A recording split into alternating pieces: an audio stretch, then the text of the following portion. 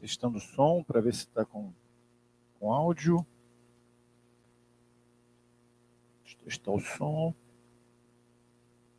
Ver se o som aqui está legal. Deixa eu ver se o som. Acho que está com áudio, né? Tá com áudio. Bacana, bacana.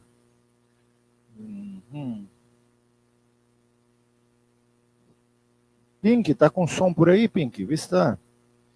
Dá uma resposta aí. Já vai.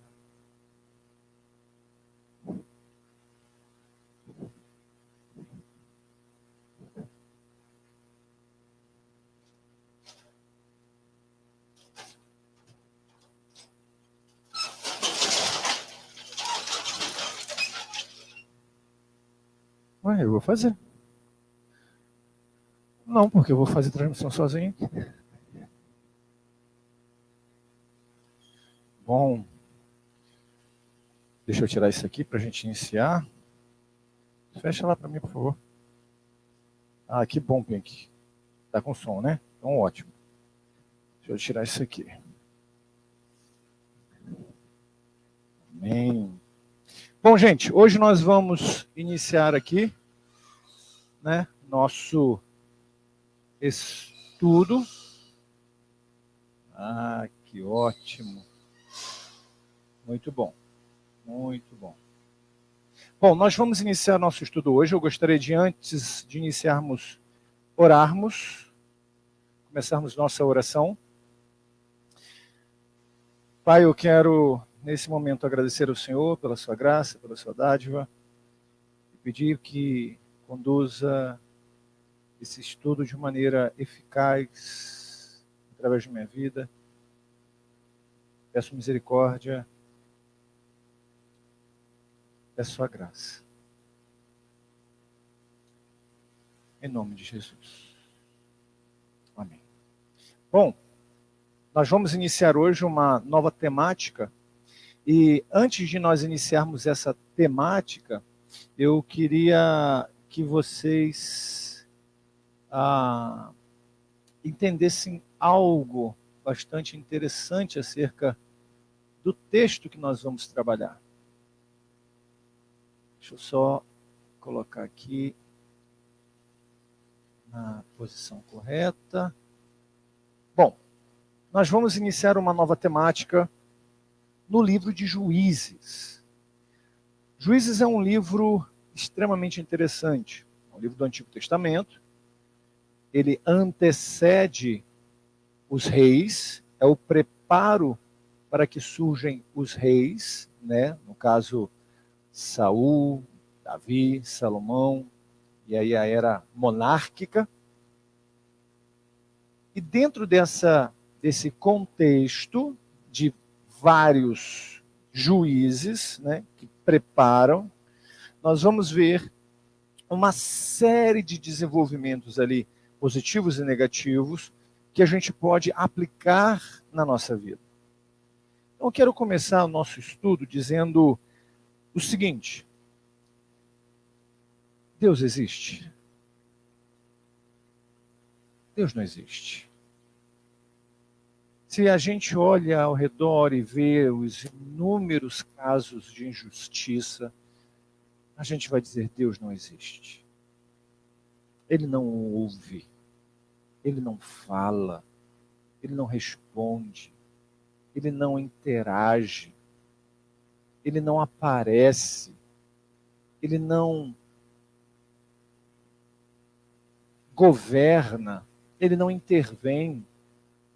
Se a gente olhar casos como a da amiga que foi assassinada por outra amiga, porque estava grávida e ela perdeu o filho e mata para poder pegar premeditadamente o filho, você vai dizer: Deus não existe. Basta você andar pelas ruas da cidade para ver comércios fechando, lojas falindo, investimentos indo por água abaixo, você vai dizer: Deus não existe. Basta você ir numa comunidade de bem paupérrima e você vai dizer: Deus não existe. Basta você entrar nessas próprias comunidades e ver ali um mundo paralelo, regido por leis paralelas às leis que temos da justiça, e você vai dizer: Deus não existe. Diante dessas circunstâncias todas, entrar num hospital como o INCA e ver crianças, bebês, que estão em estágio terminal, você vai dizer: Deus não existe. Quantas pessoas nesse ano de 2020 idealizaram, sonharam, planejaram, propuseram em seus corações e viram seus sonhos morrerem, seus planos irem por água abaixo, seus desejos terminarem. Deus não existe. Quantos cristãos, em momentos como o de hoje, questionam a existência de Deus, dizendo: onde está você, Deus? Quem é você? Deus não existe. Se a gente for partir por essa prisma, por esse olhar, nós também diremos: Deus não existe. Porque onde está Deus quando o justo sofre?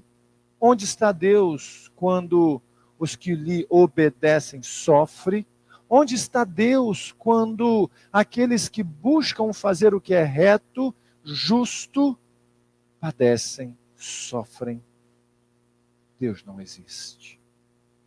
Onde está Deus quando, diante das injustiças políticas, onde os ditos políticos que deveriam governar em prol do povo extorquem o povo, humilham o povo, fazem o povo sofrer? Deus não existe. Talvez essa seja a fala de muitos em seus corações, em suas ações, ainda que não venha falar com a própria boca, audivelmente: Deus não existe. Em seus corações, muitas e muitas vezes, soa, grita, berra a fala: Deus não existe. E esse livro, Juízes, vai tratar mais ou menos dessas situações que nós estamos vivendo hoje, de dificuldades, de desafios, de frustrações, de planejamentos frustrados, de sonhos abortados, de identidades desfiguradas.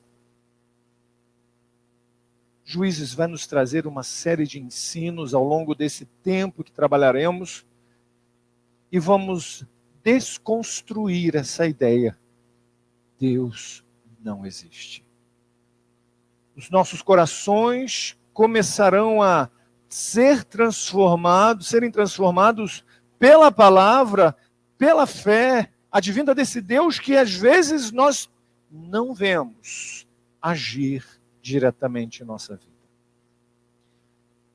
O último capítulo de Juízes, capítulo de número 21, verso de número 25, diz assim: naquela época não havia rei em Israel, cada um fazia o que lhe parecia certo. Naquela época não havia rei em Israel, cada um fazia o que lhe parecia certo. Essa é a palavra do Senhor. Senhor, apenas um versículo para nós introduzirmos um assunto tão delicado. Nós não precisamos, Senhor, de nenhuma teodiceia aqui, Não precisamos justificar os seus atos ou a ausência deles, mas a gente precisa do teu texto para ver quem o Senhor é, o que o Senhor faz ou deixa de fazer e por que o Senhor faz. Então, que a palavra do Senhor nessa noite gere o fruto necessário em nossos corações de arrependimento e conversão. Em nome de Jesus. Juízes começa dizendo: depois da morte de Josué, os israelitas perguntaram ao Senhor: quem de nós será o primeiro a atacar os cananeus? Deixa eu fazer aqui um pequeno resumo, para vocês lembrarem.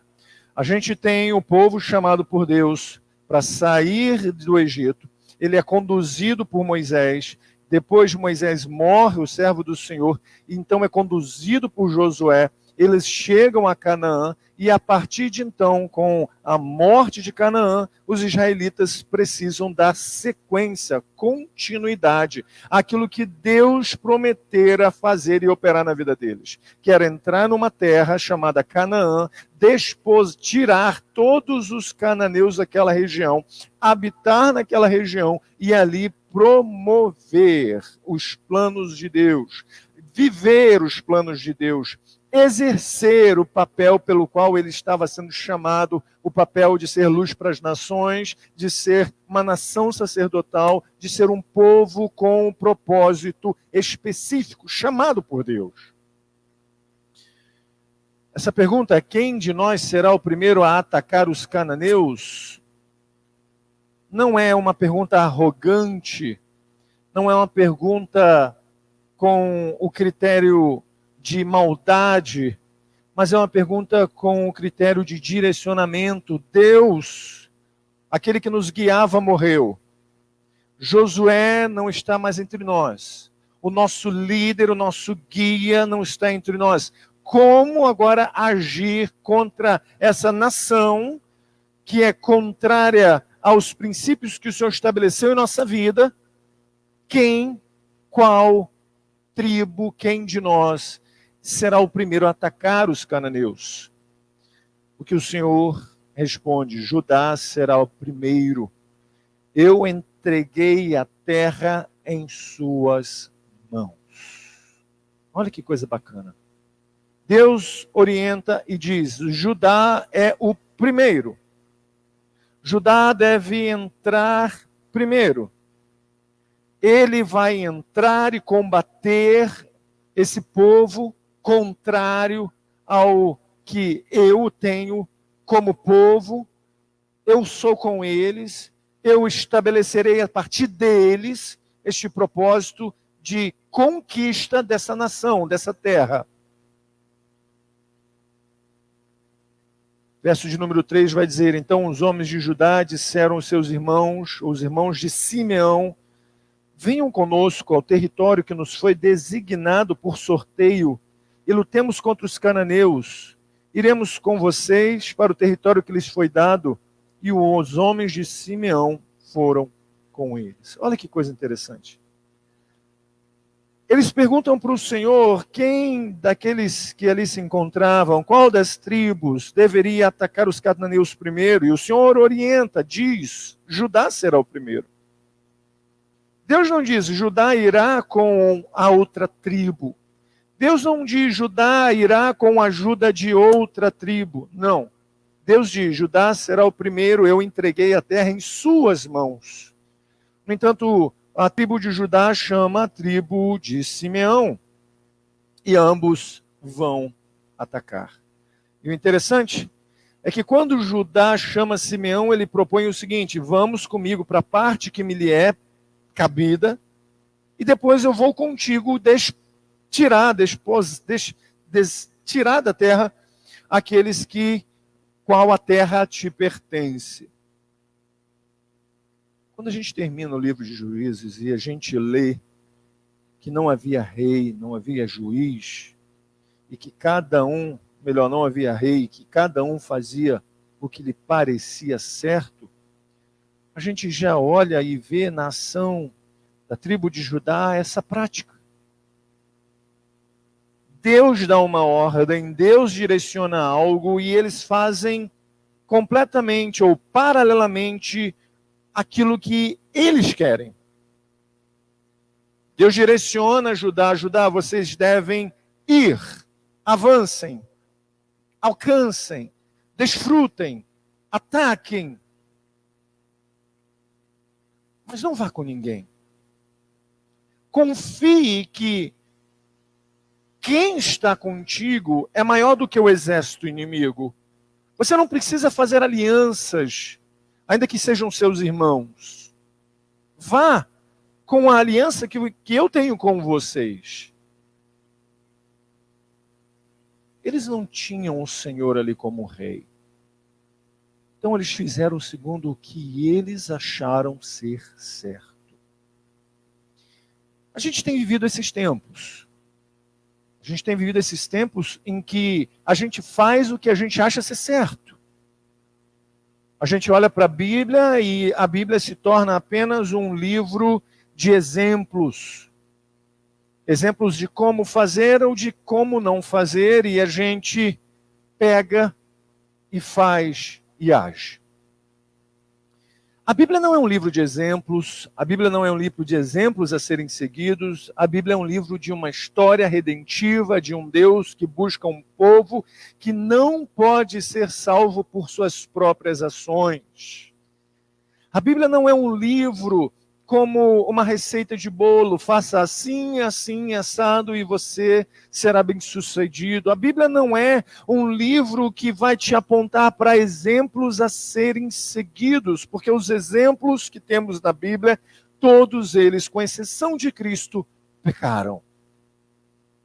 E seguir o exemplo de Cristo, andar como Cristo, viver como Cristo, seria querer colocarmos-nos no lugar como Cristo. Não conseguiremos. Basta crermos, arrependermos de nossos pecados e obedecermos o Senhor. Crermos que Ele foi o verbo redentivo, ativo em nossas vidas, e foi necessário, o suficiente e eficaz. Nós trabalharemos, e hoje é apenas uma introdução do que trabalharemos ao longo desses meses com Juízes. E a base, além da Bíblia, para nossos estudos, será o livro do Timothy Keller, Juízes para você. Alguns pontos aqui que eu quero destacar, para que a gente entenda como nós nos encaixamos nesse contexto. A Rebecca Manley Pippert, que ela escreve em seu livro Fora do Saleiro, em inglês Out of Salt Shaker, ela diz o seguinte: qualquer coisa que nos controle se torna nosso Deus. Quem busca poder é controlado pelo poder. Quem busca aceitação é controlado pelas pessoas a quem deseja agradar. Não controlamos a nós mesmos. Somos controlados pelo Senhor de nossa vida, e Senhor com S minúsculo. Vivemos e trabalhamos em meio a uma grande variedade de deuses, não apenas deuses de outras religiões, mas também os deuses da riqueza, da celebridade, do prazer, da ideologia, da realização. Cada um de nós busca uma identidade, uma realização, um feito, algo que satisfaça, que preencha quem nós somos. É incrível ver que este livro mostra-nos profundamente um povo extremamente envolvido com o pecado, extremamente envolvido com a idolatria, extremamente envolvido com busca de deuses contrários ao nosso Deus. Povos misturados, um povo dentro de um povo que temia a Deus. Esse grupo formado de tementes, não tementes e de pagãos, é ali que Deus decide demonstrar a sua graça.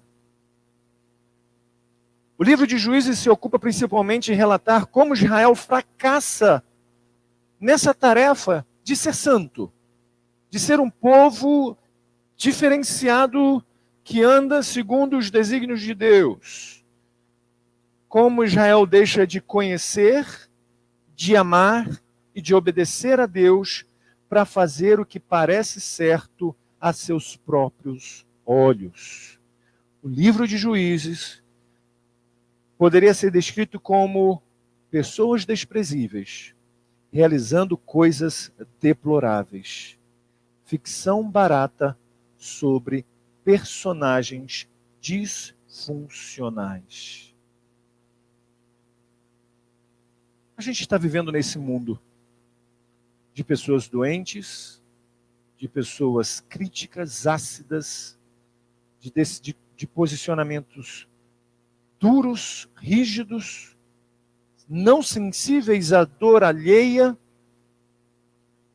Neste mundo em que nós vivemos, em que a verdade é tida por mentira e a mentira por verdade, neste mundo em que nós estamos, em que principalmente nossa nação, Brasil, se encontra tanta injustiça, tanta mentira, tanta corrupção, pastores que são assassinados, ou pastor que é assassinado por sua esposa, ou igrejas que deveriam manter as suas jornadas trabalhistas de seus empregados com os pagamentos corretos, direito, indo em busca de uma liberação por meio da justiça de pagarem as suas dívidas tributárias. A gente deveria dar o exemplo, mas cada um quer fazer do jeito que quer, do jeito que acha que é certo. Quantos desigrejados nós temos porque idealizaram uma igreja que não existe e foram feridos? Quantos desigrejados que nós temos que foram feridos, realmente feridos, por uma igreja que deveria acolher? Quantos desigrejados nós temos que, cansados de verem a injustiça, optam por viver segundo a sua própria vontade?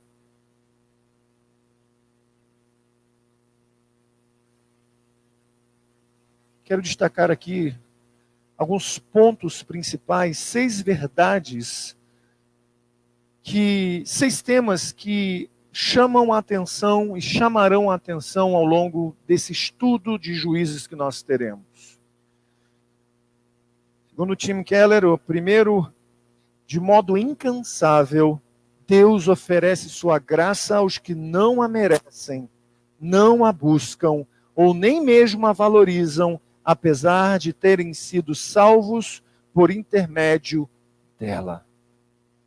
Primeira coisa que nós vamos ver ao longo do livro de Juízes é o que a gente vê ao longo de nossa vida. Deus nos salva de modo gracioso, não precisava da ação dele para nos salvar, ele poderia nos condenar, nós não somos e não éramos merecedores de tamanha salvação, e mesmo assim, após sermos salvos, inúmeras vezes agimos conforme achamos certo, sem consultar as Escrituras, sem levar Deus em consideração. Augusto Nicodemos, em um dos seus estudos, na pregação em 2009 ou 2008, se eu não me engano, na Conferência Fiel em Portugal, cujo tema do estudo era mundanismo, segundo Tiago. Ele vai dizer que mundanismo não é usar roupas que parecem contrária ao sistema religioso, ou é contrária ao sistema religioso, como bermuda, camiseta, ou jogar bola, ir à praia, fazer tatuagem, ou beber cerveja. Mundanismo é agir como se Deus não existisse, não levando em consideração o que Ele fez, quem Ele é e o que Ele deixou escrito para a gente. Isso é mundanismo.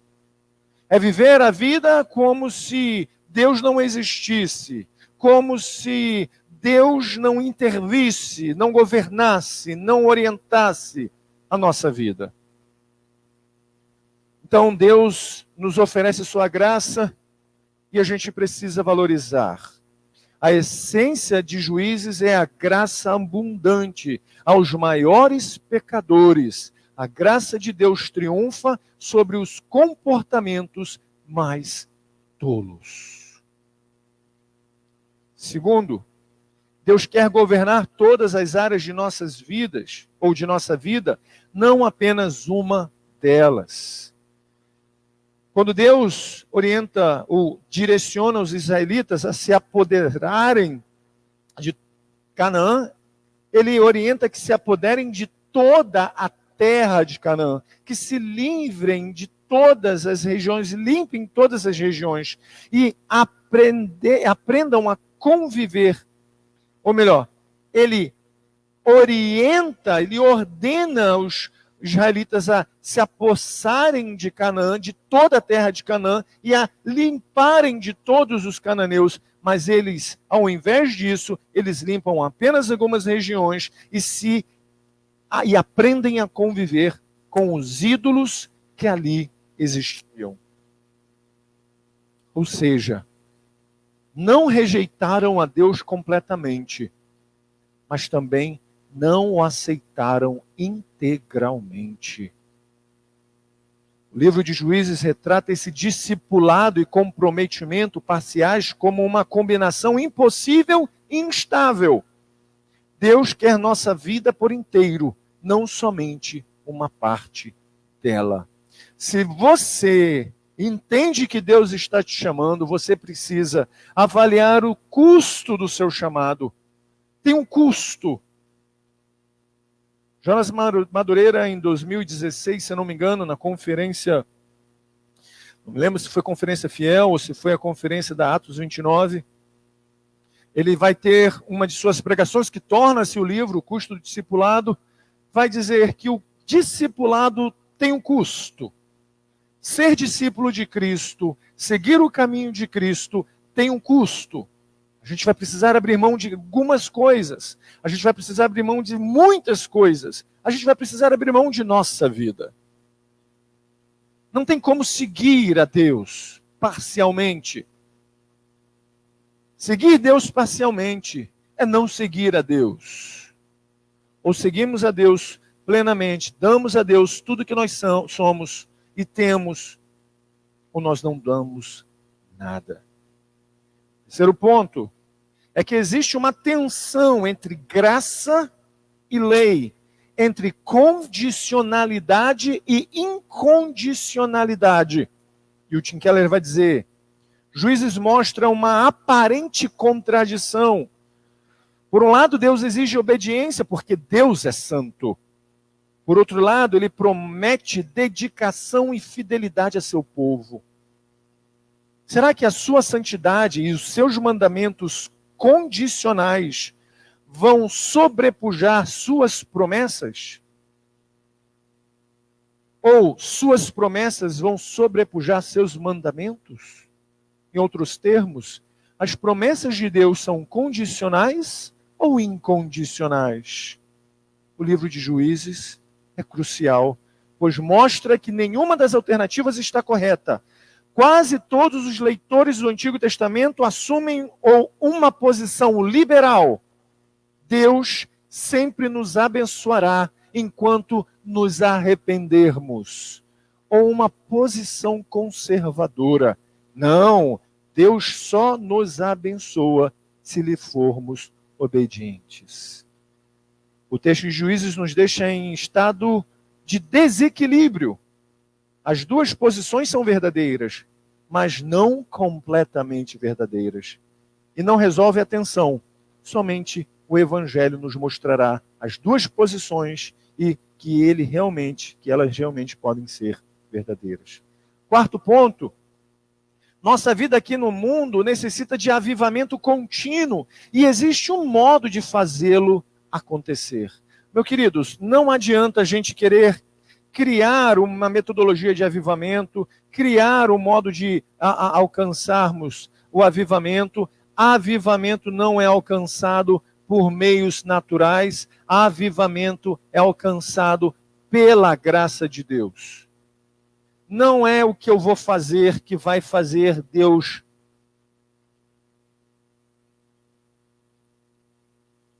gerar um avivamento. Não é o que eu vou fazer que vai gerar um avivamento. Igrejas não promovem avivamento. Homens não promovem avivamentos. Mulheres não promovem avivamentos. Não existem homens de monte que promoverão avivamento. Não existem mulheres de monte que promoverão avivamento. O único que pode promover o avivamento é o Espírito Santo de Deus. Somente Ele pode promover um avivamento. Somente Ele pode vir em nossos corações rígidos, duros, insensíveis, petrificados e trazer vida. Se Ele não fizer isso, as nossas orações, o nosso dobrar de joelho, será infrutífero, será mero ritual religioso. Se Ele não operar em nossa vida, se Ele não agir em nossa vida, se Ele não tocar em nossa vida, se Ele não quebrar o nosso coração, se Ele não falar em nosso ouvido, se Ele não aquecer o nosso espírito, em vão é tudo que nós fazemos. É tudo que nós fazemos. Então, quando a gente olha para a história dos juízes, a gente vai ver que a prova desse declínio espiritual é inevitável. E o avivamento espiritual se torna uma necessidade contínua. Vamos observar ciclo regular e repetido de declínio e avivamento. Chega um juiz e, de repente, um avivamento surge, e logo depois, um declínio espiritual. E vem outro juiz, um avivamento e um declínio. E isso vai espaçando, até que não acontece mais. Tim Keller vai dizer que alguns componentes desse avivamento são arrependimento, oração, destruição de ídolos e unção de líderes humanos, que nada mais é do que o fruto do agir do Espírito Santo de Deus.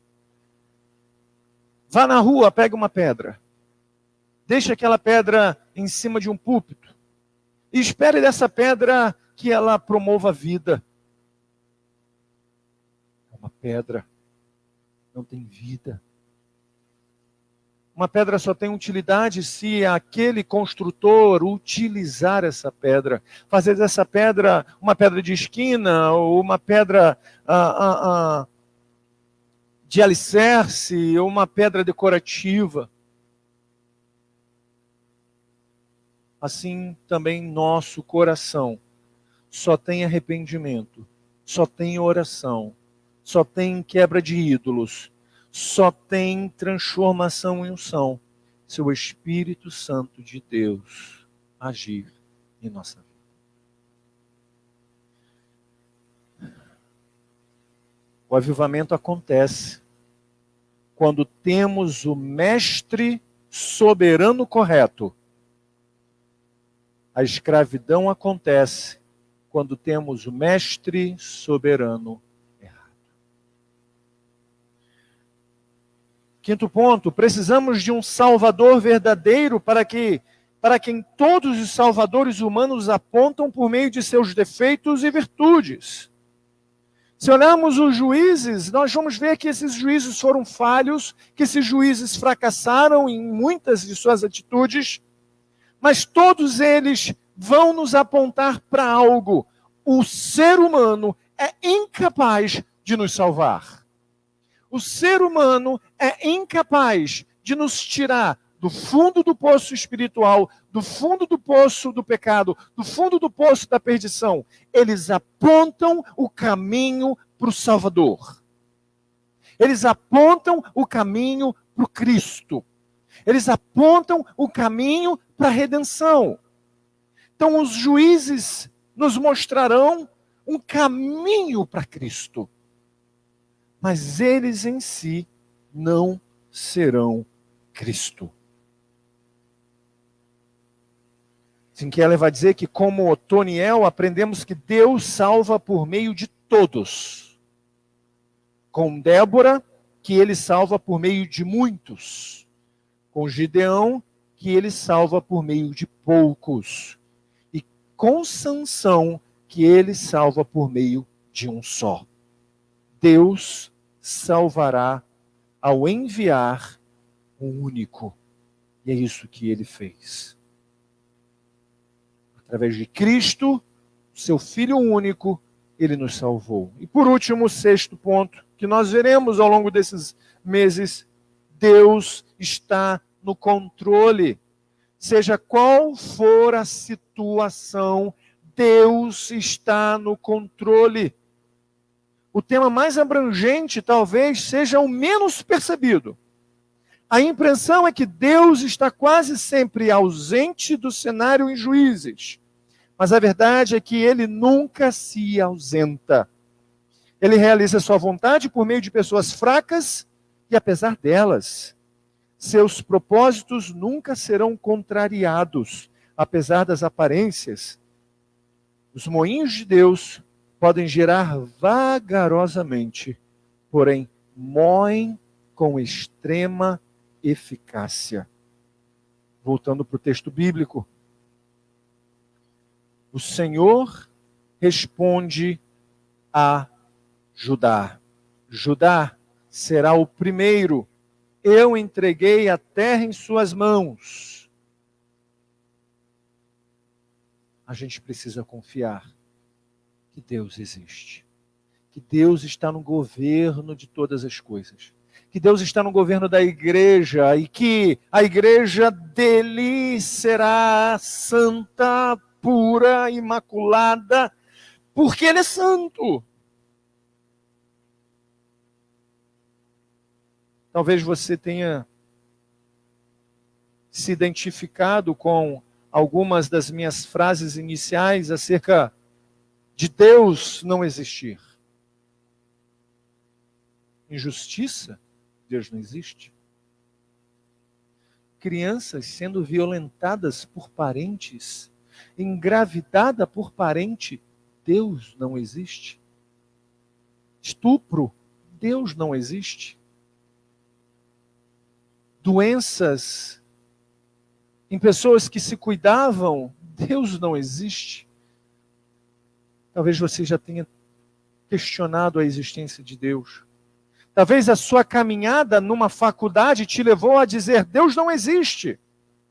Talvez os seus estudos em psicologia levaram você a questionar a existência de Deus, vendo a falibilidade humana, vendo as diversas existências de injustiças, variáveis módulos de injustiças, e você passou a dizer, assim como Richard Dawkins, Deus é um delírio.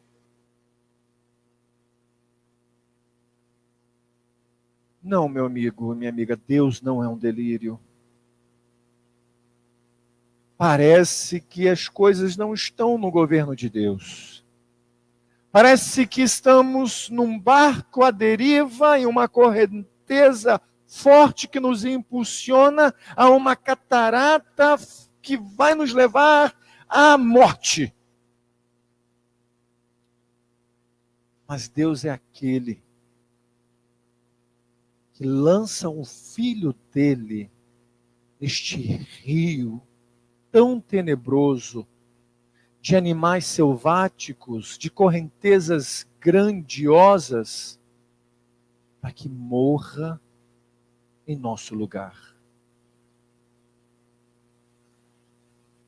Jesus, contrário aos que vimos ou veremos nos Juízes, é aquele que não faz as coisas, ou não fez as coisas do jeito dele.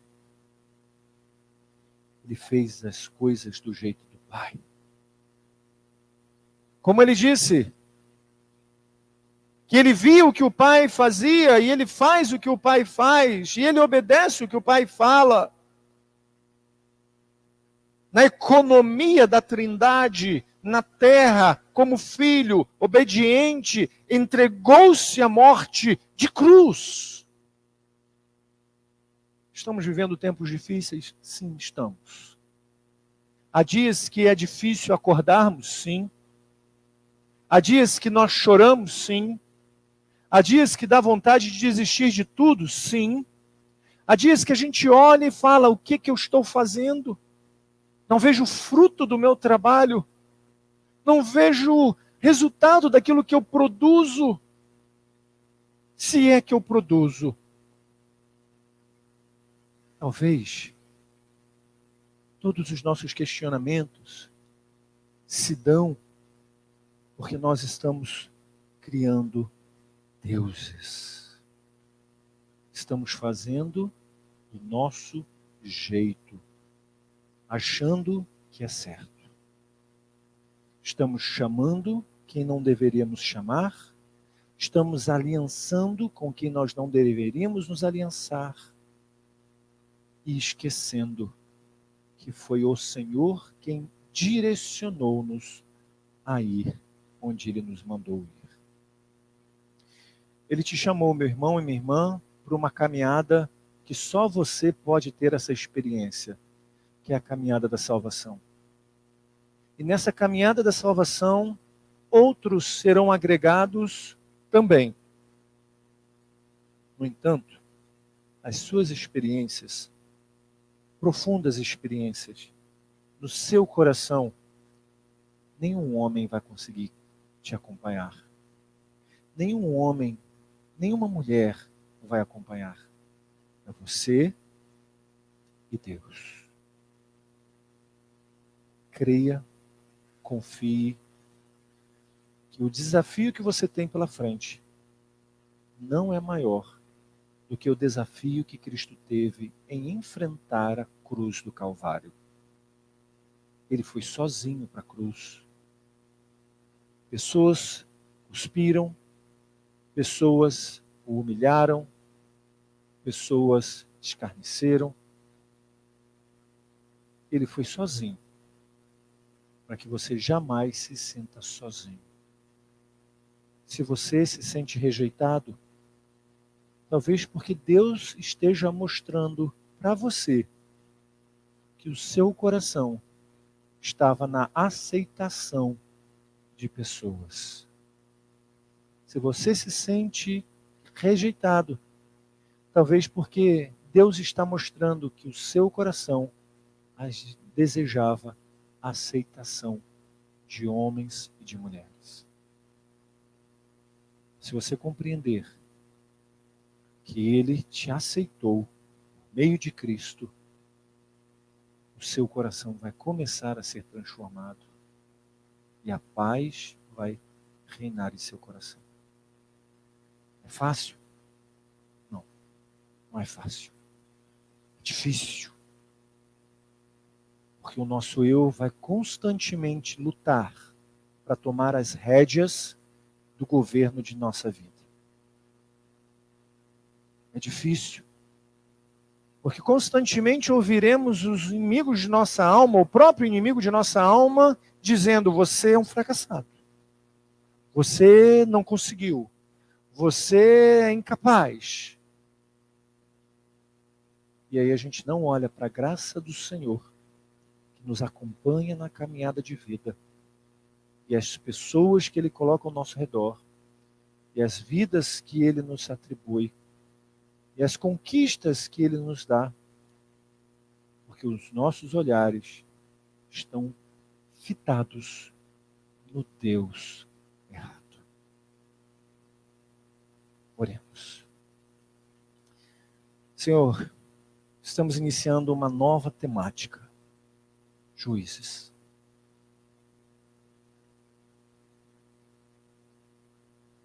Será um tempo, Senhor, de muito confronto em nosso coração. E num tempo como o de hoje, em que as pessoas fazem tudo conforme as suas próprias vontades, a igreja do Senhor acaba sendo motivo de chacota, de zombaria, de risada.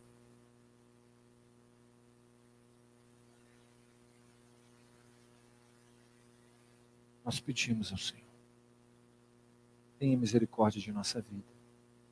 Tenha misericórdia dos pastores que pregam o Evangelho na cidade, dos pastores que pregam o Evangelho em nossa nação, e que por causa destes que fazem, meu Pai, comércio da obra do Senhor, nós acabamos padecendo, porque desconfiam e acham que nós estamos no mesmo barco.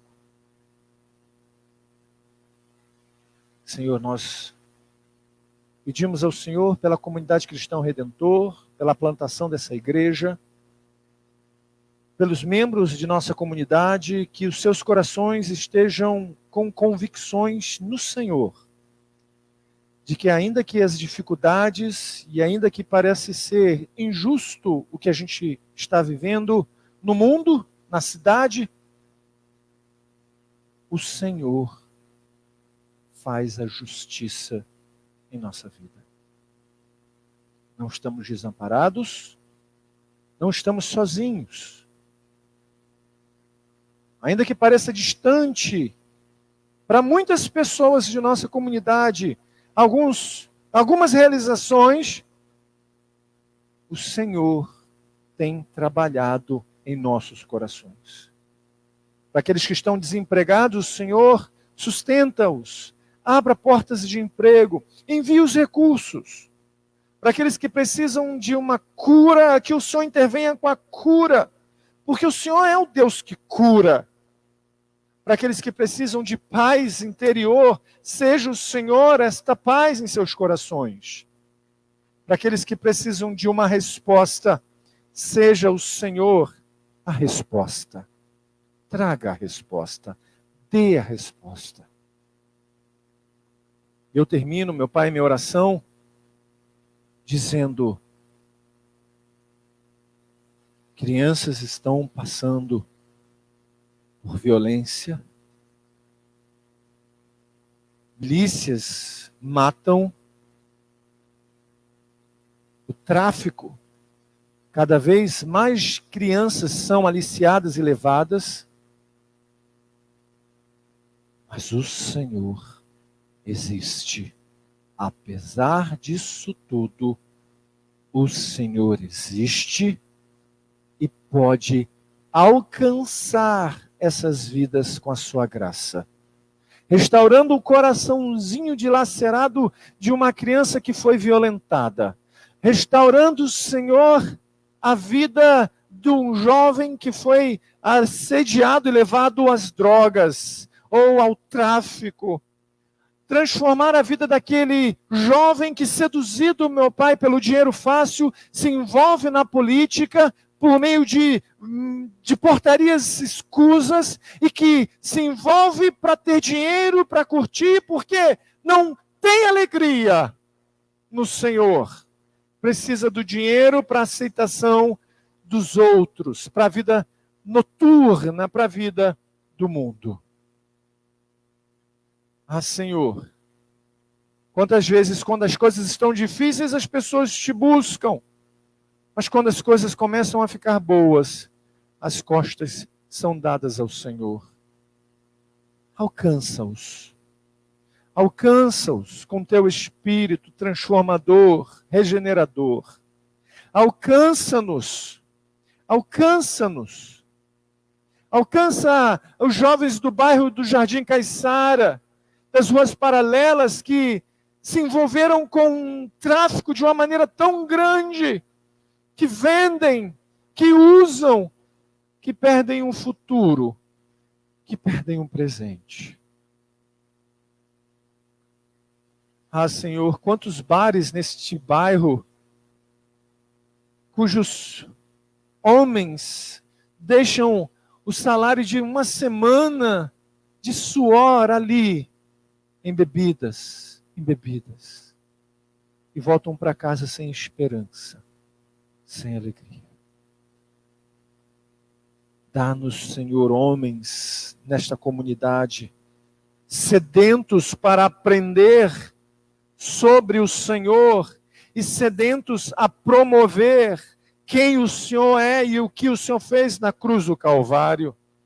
Dá-nos, Senhor, mulheres sedentas para aprender sobre quem o Senhor é e para promover sobre o que o Senhor fez na cruz do Calvário.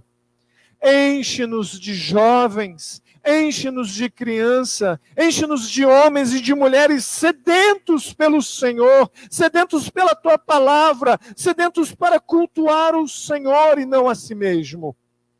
Sedentos para promover o Evangelho do Senhor, sedentos para plantar esta comunidade de fé, para plantar esta igreja chamada Comunidade Cristã Redentor, para que entendam a teologia que pregamos, não a teologia da prosperidade, mas a teologia da cruz de Cristo. Aquele que reina, aquele que é santo, aquele que é poderoso, aquele que humilha-nos diante de nossas ideias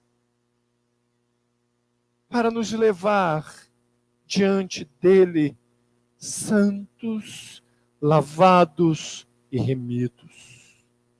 Ah, Senhor, é que eu te apresento aqueles que estão nos acompanhando em oração, os amigos de perto e de longe, essa comunidade, o Newton e sua família, o proprietário, meu pai, desse estabelecimento. Eu não tenho muitos sonhos, Senhor. Meu sonho é ter uma igreja que plante igrejas. Para isso nós oramos. Levante homens e mulheres que queiram cavar poços, que querem cantar num lugar, meu Deus, que não tem instrumentos, que queiram tocar para o Senhor, que não vai ter mídia, que não temos mídia, que não temos estrutura. Nós só temos o Senhor. E o Senhor é tudo que nós temos. Abençoe os nossos irmãos da rede City to City, os que estão em treinamento. Abençoe os nossos irmãos da Atos 29. Abençoe, Senhor, Tanner, da LG Church, no Oregon. Abençoe, Senhor, o Cristiano da Atos 29, o Marquito. Abençoe, Senhor, o Leandro, o André, o Pâncio. Abençoe, Senhor, o Conselho de Pastores de Cabo Frio. Abençoe as mulheres, as suas esposas, as esposas de plantadores, as famílias dos plantadores. Abençoe os conselhos de suas igrejas. Abençoe-os com vidas, meu Pai, que sirvam o Senhor nessa caminhada. Abençoe com aqueles que podem agregar na caminhada. Abençoe os nossos membros, meu Pai. Abençoe o Fapinho do conselho, o Tom. Abençoe o Paulo, Senhor. Abençoe suas famílias. Abençoe, Senhor, os que se doam e têm sustentado esta comunidade de fé financeiramente e em oração. Abençoe a minha esposa. Abençoe a minha filha. Que lutam e sabem a dor e os desafios que eu, como pastor, enfrento. Abençoe aqueles que precisam de uma resposta. Abençoe, meu Pai, o Tiago lá no Belém, lá no longe. Abençoe Ademilson, meu Pai, que está lá no sul. Abençoe, meu Pai, nossos irmãos que estão na Rasa, nossos irmãos que estão em São Pedro, nossos irmãos que estão na cidade. Abençoe-os poderosamente. Abençoe pastores e pastores que são sinceros, fiéis à mensagem de Cristo. Aos presbíteros, aos líderes que se doam por causa do Senhor. Abençoe meu concunhado, minha cunhada que estão em São Pedro, em Nova Friburgo, que sofrem por suas ovelhas, que sofrem pelo chamado, que sofrem porque amam o Senhor e a sua igreja. Abençoe os meu sobrinho e minha afilhada, que tanto amamos. Abençoe os nossos irmãos e irmãs de sangue. Abençoe, Senhor. Abençoe-os poderosamente. Em nome de Jesus. Amém. Amém. Que Deus abençoe vocês, você que nos acompanhou hoje. Nós estamos iniciando uma nova série de estudos, juízes, e dentro desses estudos, baseado no livro do Timothy Keller, que é um livraço. Amém? Deus abençoe cada um de vocês. Ore por este que te fala. Meu nome é Everson, pastor da comunidade Cristão Redentor. Ore pela Elaine, minha esposa. Por Marina, nossa filha de 11 anos de idade. Já é difícil para uma criança, num contexto de ser membro de uma igreja com seus pais.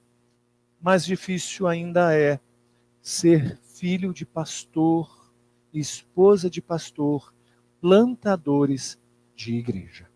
Então ore pela nossa família, pela nossa filha, nem filho eu tenho, nossa filha, nossa esposa, pela minha mãe, tá? Pela minha sogra, que são pessoas que intercedem profundamente por nossa vida, pela vida do meu concunhado, da minha cunhada. Nossa família é uma família de pastores que ouviram o chamado e não rejeitaram. Deus abençoe a todos, que a graça, poderosa graça de Deus Pai, que o amor, imutável amor de Cristo e as ricas e tão maravilhosas exortações do Santo Espírito estejam com todos nós, não somente hoje, mas para todo sempre. Amém e amém.